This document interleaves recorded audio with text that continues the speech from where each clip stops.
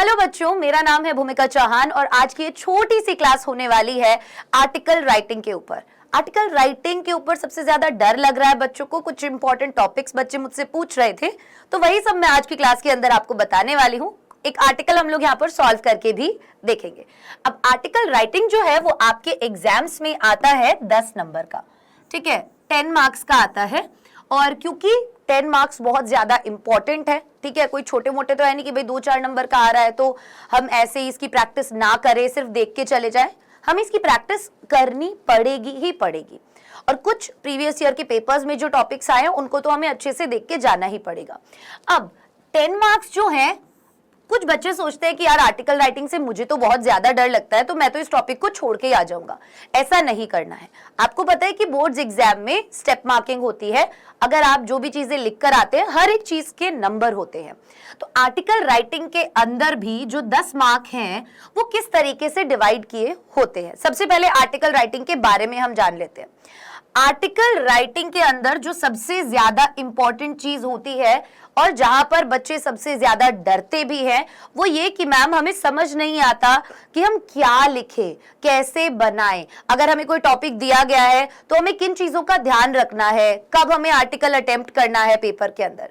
सबसे पहली चीज मैं आप लोगों को बोलूंगी कि आप सबसे पहले आर्टिकल राइटिंग अटेम्प्ट मत करना एग्जाम्स में, ठीक है। क्योंकि बहुत सी बार ऐसा होता है कि आपको लगता है कि आपको ये टॉपिक आएगा और आप जब लिखने बैठते हो तो आप उसको डेवलप नहीं कर पाते हो, ठीक है, लिख नहीं पाते हो, जिसकी वजह से आपका जो कॉन्फिडेंस है वो शुरुआत में ही खत्म हो जाएगा। तो आप रीडिंग सेक्शन कर लो या ग्रामर वाला पोर्शन कर लो पहले, ठीक है, उसके बाद ही आप राइटिंग वाले सेक्शन के ऊपर जाइएगा। अब उसके बाद अगर मैं बात करूं तो आर्टिकल राइटिंग का बेसिकली फॉर्मेट क्या होता है और किस तरीके से मार्क्स जो हैं वो डिवाइड किए गए हैं। सबसे पहली चीज आपकी होती है हेडिंग, या फिर आप इसे बोलेंगे टाइटल, और बायलाइन। बायलाइन का मतलब क्या होता है बेटा? बायलाइन का मतलब किसके द्वारा लिखा गया है। इसका आपको एग्जाम में 1 नंबर मिलता है, ठीक है, 1 मार्क आपको इसका पूरा मिलता है।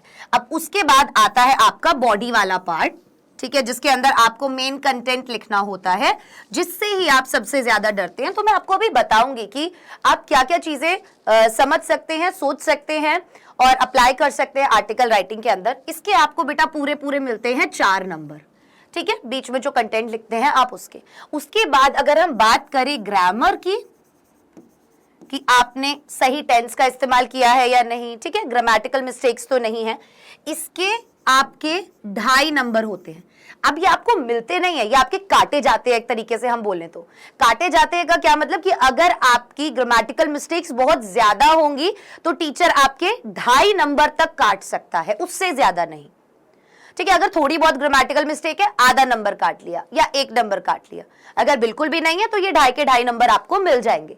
बट अगर आप बिल्कुल ही ये सोचकर छोड़ देंगे, ठीक है, कि भाई नहीं मुझे तो ये टॉपिक आता ही नहीं है, या मैं तो सेंटेंस बना ही नहीं पाता, मेरी तो ग्रामर बहुत ज्यादा वीक है, तो केवल वहां पर आपका 2.5 नंबर ही जाने वाला है, इससे ज्यादा नहीं जाने वाला। आपने अटेम्प्ट किया, टीचर उस अटेम्प्ट के भी नंबर आपको देते हैं। और उसके बाद आती है आपकी राइटिंग स्किल्स। राइटिंग स्किल्स का मतलब यहां पर है कि किस तरीके की मतलब आपको प्रॉपर्ली लिखना आता है या नहीं। जैसे आपने स्टार्टिंग में इंट्रोडक्शन लिखा, फिर उसके एडवांटेजेस लिखे, डिसएडवांटेजेस लिखे, फिर कंक्लूजन लिखा, जो भी आर्टिकल था वो आपका एक पैटर्न में था, ठीक है, ऐसे ही रैंडम आपने कुछ भी वहां पर नहीं लिख दिया। तो ये छोटी छोटी चीजें देखी जाती है। आपने कोट्स का इस्तेमाल किया या नहीं किया, बहुत सारी छोटी छोटी चीजें होती है जो देखी जाती है, जिसके आपको अगेन मिलते हैं 2.5 नंबर, ठीक है। तो ये चीजें इस तरीके से बटी हुई होती है, इसीलिए इसको छोड़ के आने का अगर आप एग्जाम्स में सोच रहे हो तो वो बिल्कुल भी आप मत सोचिएगा। पहली चीज मैंने आपको बताई कि सबसे पहले अटेम्प्ट नहीं करना है, सबसे पहले अटेम्प्ट नहीं करना है, ठीक है। दूसरी चीज जो मैंने आपको बताई कि छोड़ के नहीं आना है।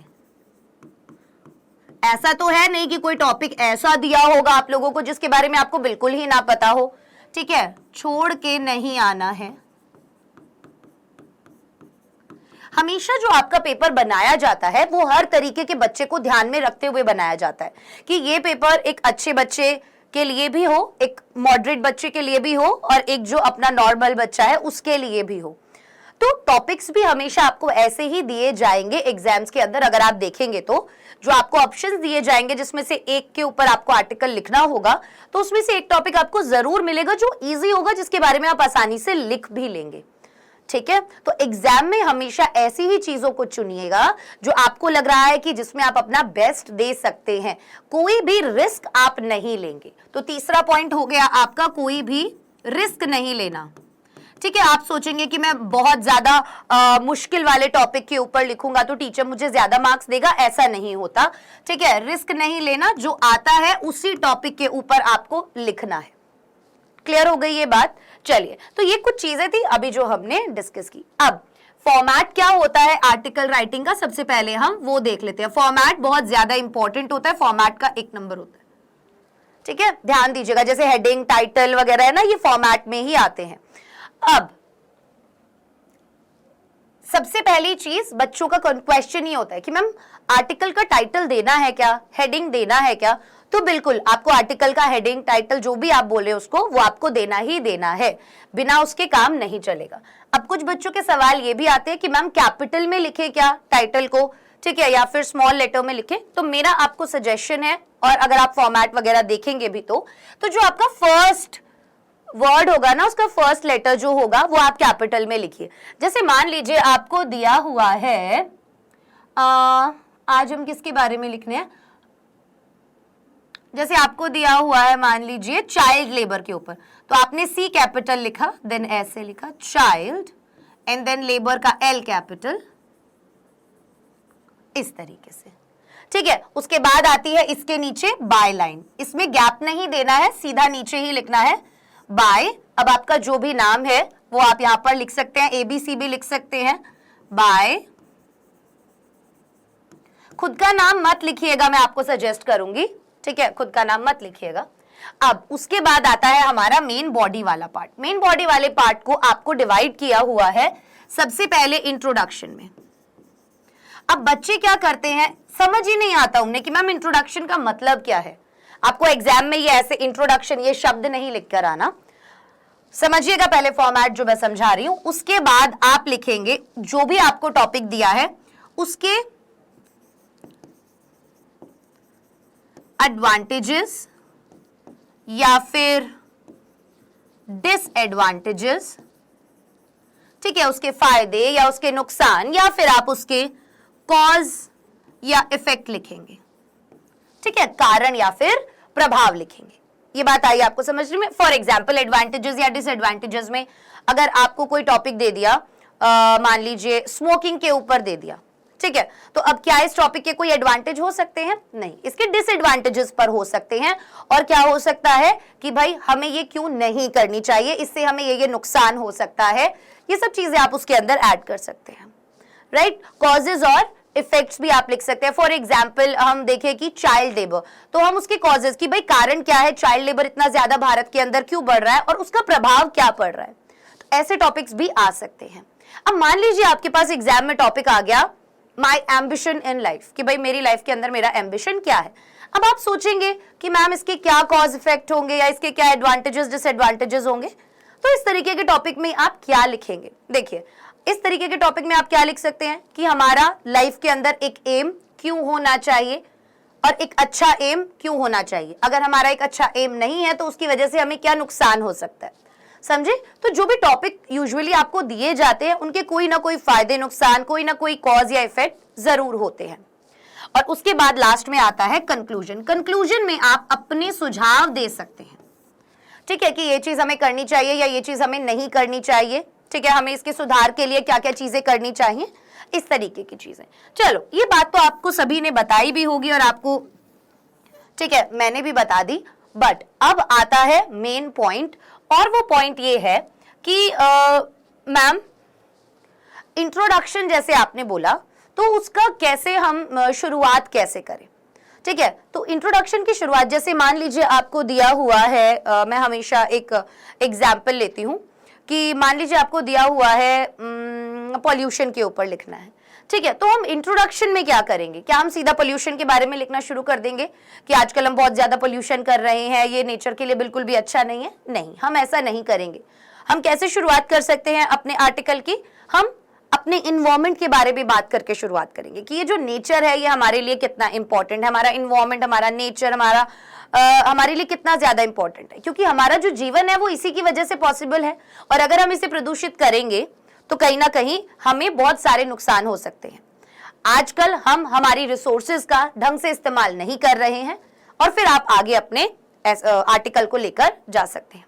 अब ये सब चीजें करने से पहले ना आपको एक काम जरूर करना है। जब भी आप आर्टिकल लिखना शुरू करेंगे उससे पहले कुछ पॉइंट्स हैं जो आपको कर दिए हैं। आपका जो एग्जाम होगा, पेपर आपको जो दिया जाएगा, उसमें लास्ट पेज पर आप कुछ रफ पॉइंट्स बना लीजिएगा। जिन पॉइंट्स के बारे में आप लिखना चाहते हैं आप वो कुछ पॉइंट्स वहां पर रफली लिख लीजिएगा, क्योंकि जब आप लिखना शुरू करोगे ना तो हो सकता है कुछ पॉइंट्स शुरुआत में आपके दिमाग में हो, पर आप लिखते लिखते इतना आगे निकल जाओ कि आपको वो पॉइंट्स बीच में मिस हो जाएं। तो कोई भी पॉइंट आपका मिस ना हो, इसीलिए रफ पेज पर पीछे अपने कुछ पॉइंट्स जरूर आपको लिखने ही लिखने हैं। ये आपको बहुत ज्यादा हेल्प करेगा, मैं पहले ही बता रही हूं, और पहले घर से ही आपको प्रैक्टिस करके जानी होगी। ऐसा नहीं है कि आप केवल पढ़कर चले गए और एग्जाम में लिखने बैठ गए तो आप बहुत सारा कुछ अच्छा अच्छा लिख देंगे, ऐसा नहीं होता है। दूसरी चीज जो आर्टिकल राइटिंग के अंदर होती है वो होती है हमारी वर्ड लिमिट।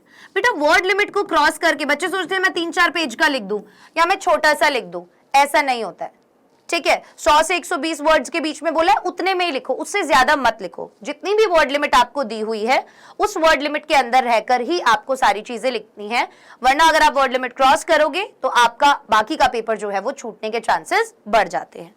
अगली चीज जो मैं बोलती हूँ, हमेशा आपको शॉर्ट सेंटेंसेस बनाइए। छोटे छोटे सेंटेंसेस में अपने बात कहने की कोशिश कीजिए। ऐसा मत सोचिए कि मतलब अगर मैंने बहुत बड़े बड़े सेंटेंस बनाने हैं, बहुत भारी भारी शब्दों का इस्तेमाल करना है, बिल्कुल नहीं करना है। बिल्कुल आसान, बिल्कुल सिंपल सरल भाषा, जो आपके दिमाग में थॉट्स आ रहे हैं उन्हें रोकिए मत, वो सभी चीजें आप लिखते जाइए। ग्रामर की चिंता मत कीजिए, उसका केवल 2.5 मार्क ही होता है, ध्यान रखना है। बट अगर आपको लग रहा है कि आप ग्रामेटिकली मिस्टेक्स करते हैं और इसकी वजह से आप उसे ना लिखें तो ऐसा बिल्कुल भी मत कीजिएगा, ठीक है। अब ये कुछ चीजें थी जो मैंने आप लोगों को बताई। एक टॉपिक जो मैं यहाँ पर 9 टॉपिक आप लोगों के लिए लेकर आई हूं, ये बहुत इंपॉर्टेंट टॉपिक हैं जिन पर आप अपने आर्टिकल को प्रिपेयर करके जाएंगे ही जाएंगे। ये वो टॉपिक्स हैं जिन पर पहले के एग्जाम्स में क्वेश्चंस बार बार 2 से 3 बार जो है वो रिपीट हुए हैं, जिनमें सबसे पहला है माई ambition in life, online education, health is wealth. ये 3 तो मैं बोलूंगी, सॉरी ये 4 मैं बोलूंगी कि मोस्ट इंपॉर्टेंट टॉपिक है आप लोगों के। इनमें से तो एक भी आपको मिस करके नहीं जाना है। उसके बाद है importance of games and sports, women safety या विमेन एजुकेशन, साइंस या टेक्नोलॉजी से रिलेटेड भी आपको कोई क्वेश्चन पूछा जा सकता है, नेचर या मोबाइल एडिक्शन। अब ये जो टॉपिक मैंने आपको बताए हैं ये इसलिए बताया ताकि आप इन 9 टॉपिक से रिलेटेड चीजें पढ़कर जाएं पहले ही। ये आपके बोर्ड के लिए सबसे ज्यादा, यूपी बच्चों का जो अभी एग्जाम आने वाला है उसके हिसाब से ये सबसे ज्यादा महत्वपूर्ण टॉपिक है जो आपको करके जाने ही जाने हैं। तो आप इनसे रिलेटेड कुछ कोट्स जरूर पहले से ही याद करके जाइएगा, प्रिपेयर करके जाइएगा, जैसे साइंस से या टेक्नोलॉजी से रिलेटेड या नेचर से रिलेटेड, ऑनलाइन एजुकेशन से रिलेटेड, ठीक है, अपनी लाइफ के गोल से रिलेटेड कुछ भी, कोई छोटा मोटा जरूर 1-2 कोट जरूर याद करके जाइएगा। और एग्जाम में जब आप उसको लिखेंगे तो अंडरलाइन करके जरूर जाइएगा, रट के मत जाओ। इनसे रिलेटेड कुछ 15-20 पॉइंट्स जो हैं वो याद रख के जाओ कि यार अगर आएगा तो ये पॉइंट्स मैं इसमें लिख सकता हूं, या आएगा तो ये 10 पॉइंट्स मैं इसके अंदर लिख सकता हूं। अगर आप देखना चाहें, आप इसका स्क्रीनशॉट लेना चाहें तो वो भी ले सकते हैं। ये आपके मोस्ट इंपॉर्टेंट आर्टिकल राइटिंग के टॉपिक्स हैं जिसकी बच्चे बहुत ज्यादा डिमांड कर रहे थे कि मैम आप बता दीजिए, तो वो मैं आज आपके लिए लेकर आई हूं। अब आज हम माई एम्बिशन इन लाइफ, जो कि एक बहुत इंपॉर्टेंट टॉपिक है, उसके ऊपर जरा सा देख लेते हैं कि हम क्या लिखकर आ सकते हैं। अब जैसे यहां पर लिखा हुआ है माई एम्बिशन इन लाइफ, ये हमने अपना टाइटल दे दिया, हेडिंग दे दिया, और इसके नीचे अब हमें बाय लिखना है। बाय, मान लीजिए मैंने अपना नाम ही लिख दिया, बाय भूमिका। क्लियर है? ये हमारा क्या हो जाएगा, ये हमारा 1 नंबर पक्का हो जाएगा, फ्री में नंबर मिल रहा है हमें 1। अब आता है हमारा इंट्रोडक्शन वाला हिस्सा। अच्छा, कुछ बच्चों के दिमाग में एक सवाल और होता है, वो मैं पहले ही बता देती हूं कि मैम पैराग्राफ में कैसे डिवाइड करना है। आप हमेशा अपने आर्टिकल को 4 पैराग्राफ्स में डिवाइड करोगी, ठीक है। 4 पैराग्राफ्स में आप हमेशा अपने आर्टिकल को डिवाइड करेंगे। सबसे पहला पैराग्राफ आपका इंट्रो वाला होगा। जब आप कोई भी पैराग्राफ लिखेंगे, मान लीजिए आपने इंट्रोडक्शन वाला जो पैराग्राफ लिखा, आप ऐसे लिखते चले गए, लिखते चले गए, लिखते चले गए, यहां पर आपका पैराग्राफ पहला खत्म हो गया। 2 से 3 लाइन से ज्यादा की कोशिश मत कीजिएगा, ज्यादा से ज्यादा 4, इससे ज्यादा मत लिखिएगा, ठीक है। उसके बाद जो अगला आप स्टार्ट करेंगे तो उसमें लाइन मत छोड़िएगा। बहुत सी बार बच्चे लाइन छोड़ देते हैं, वो भी ठीक है, उसमें कोई गलती नहीं है। ऐसा नहीं है कि उसके आपके मार्क्स कट जाएंगे, ऐसा बिल्कुल भी नहीं होगा, बट वो ज्यादा अच्छा लगता है, इसलिए मैं बोल रही हूं। उसके बाद यहाँ लेफ्ट हैंड साइड से ही वापस आप शुरू करेंगे। बच्चे अक्सर क्या गलती करते हैं, पैराग्राफ जब बदलते हैं तो यहाँ पर मान लीजिए आपका पहला पैराग्राफ खत्म हुआ और दूसरा यहीं से स्टार्ट करते हैं। ये वाली चीज आपको नहीं करनी, आपको प्रॉपर सब चीजें लेफ्ट हैंड साइड में एक लाइन में ही, सीक्वेंस में ही रखनी है, ठीक है। चलिए देख लेते हैं हम कैसे लिख सकते हैं। सबसे पहला हमारा ये रहा इंट्रोडक्शन वाला part. Aim gives purpose and direction to life. अब देखो, सबसे पहले जब हमने बोला माय एम्बिशन इन लाइफ, तो ज्यादातर बच्चे जब इस तरीके के टॉपिक को देखते हैं तो सबसे पहली लाइन वो यही लिख देते हैं कि my ambition in life is to become a doctor, an engineer, इस तरीके की चीजें। बट शुरुआत हमें ऐसे नहीं करनी है, हमें हमेशा परिचय देना है, राइट। तो कैसे देंगे, एम के बारे में बताएंगे कि एम क्या है, right. Aim gives purpose and direction to life. Aim जो है वो जिंदगी में हमें एक पर्पस देता है, एक डायरेक्शन देता है, राइट, कि भाई हमें क्यों जीना चाहिए, कोई एम ही नहीं होगा लाइफ में तो हम जी क्यों रहे हैं। Without aim life is like a boat without an oar, nothing good and great can be achieve. देखो यहां पर हमने अगेन इस तरीके की अगर आप चीजें इस्तेमाल करेंगे अपने आर्टिकल्स के अंदर तो आपका आर्टिकल और ज्यादा बेहतर लगेगा। समझ में आए? Nothing good and great can be achieved without aim. कुछ भी अच्छा, कुछ भी महान जो है वो बिना एम के अचीव नहीं किया जा सकता। A man without an aim becomes creature of circumstances, he goes astray in life. मतलब वो लाइफ में भटक जाता है, राइट, उसको वो डायरेक्शन ही नहीं मिलता है, वो आवारा हो जाएगा एक तरीके से। His life ends in a fiasco. Therefore, a man must have some definite goal in life. First paragraph में अब मुझे लगता है आपको समझ में आ गया होगा। जैसे हमने यहाँ पर एक कोट भी इस्तेमाल कर लिया कि बोट विदाउट एन ओर, कि भाई एक नाव बिना पतवार के जिंदगी ऐसी हो जाती है, क्योंकि पतवार जो होती है वो चप्पू जो होता है उससे हम क्या करते हैं, डायरेक्शन देते हैं नाव को, राइट। फिर हमने कुछ अच्छे वर्ड्स भी इस्तेमाल किए जैसे एस्ट्रे या फियास्को, ठीक है। तो एस्ट्रे का मतलब भटक जाते हो आप, ठीक है। Life ends in a fiasco. Fiasco का मतलब बेसिकली होता है कि आपकी जो जिंदगी है वो व्यर्थ हो जाएगी, उसका कोई भी फायदा नहीं होगा, ठीक है। His life ends in a fiasco, भाई शर्मिंदगी में, एवं कुछ किया ही नहीं लाइफ में, वैसे आपकी व्यर्थ में ही जिंदगी निकल जाएगी। Therefore a man must have some definite goal in life। इसीलिए एक मनुष्य की जिंदगी में कोई एक निश्चित गोल होना बहुत ज्यादा जरूरी है। तो फर्स्ट पैराग्राफ ये इंट्रोडक्शन के अंदर देखा आपने, हमने कैसे लिखा। अब अगर आपको ऐसे भारी भारी शब्द लिखने, आप लिखो, नहीं लिखने मत लिखो, आपके लिए भारी हो सकते हैं, राइट। तो आप आसान शब्द लिखो, ठीक है। अब उसके बाद हम बताएंगे कि लाइफ में एम होना जरूरी क्यों है, ठीक है, और अगर नहीं होगा तो क्या होगा, ठीक है।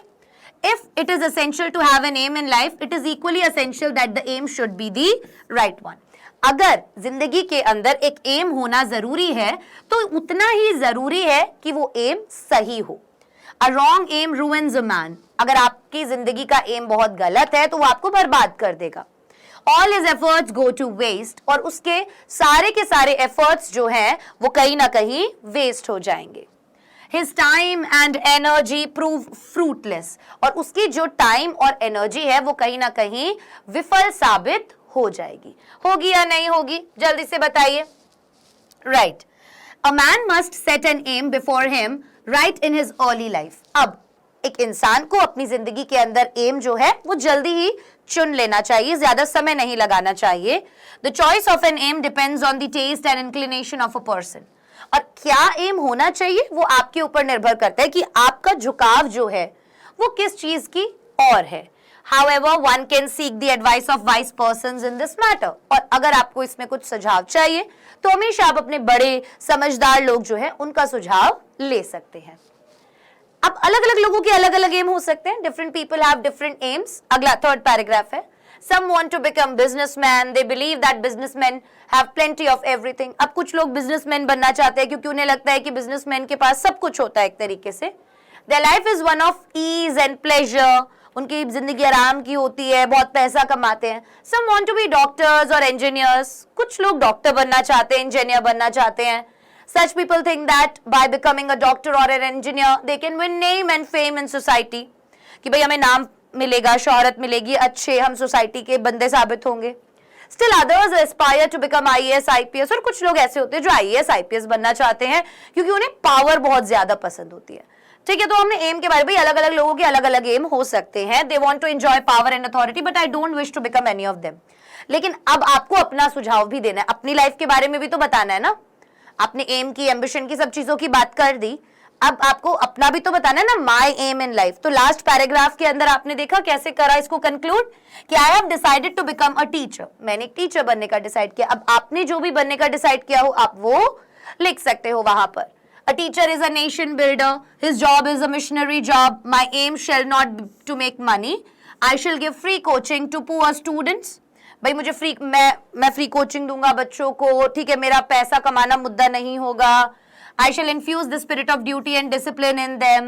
I shall act as their guide, friend and guardian. भाई मैं उनके दोस्त की तरह, उनके फ्रेंड की तरह, उनके गार्डियन की तरह एक तरीके से उनकी मदद करना चाहूंगा। तो आपने अपने एम के बारे में भी एंड में बता दिया। And I pray to God to help me to achieve my goal, और कहीं ना कहीं मैं प्रे करूंगा भगवान से कि वो मेरी मदद करे मेरे गोल को अचीव करने में। तो आपने देखा हमने इसे 4 पैराग्राफ्स में डिवाइड किया, 1, 2, 3 और 4, जिसके अंदर हमने सारी बातें की। आपको भी समझ में आया होगा, कुछ ज्यादा भारी भरकम भाषा का इस्तेमाल हमने नहीं किया, आसान भाषा में हमने इसको लिख दिया। लिखना जरूर है, चीजों से डरना नहीं है। इंपॉर्टेंट टॉपिक्स मैंने आपको बता दिए हैं जिन पर आपको चीजें याद करके ही जानी है। ये टॉपिक्स ऐसे हैं जिनके ऊपर आप कुछ अच्छे अच्छे पॉइंट्स याद करके जा सकते हो। क्लियर है? मैं आशा करती हूँ आज का ये वीडियो आप लोगों को पसंद आया होगा। अगर आज का वीडियो पसंद आया तो कमेंट सेक्शन में मुझे जरूर बताइएगा, और साथ ही साथ अगर ऐसे ही और भी क्लासेस आपको चाहिए, कोई ऐसा टॉपिक है जिसमें आपको दिक्कत आ रही है, आप जरूर बताइएगा, मैं उसके ऊपर आपके लिए वीडियो लेकर जरूर आऊंगी। So bye bye guys, take care, see you in the next class.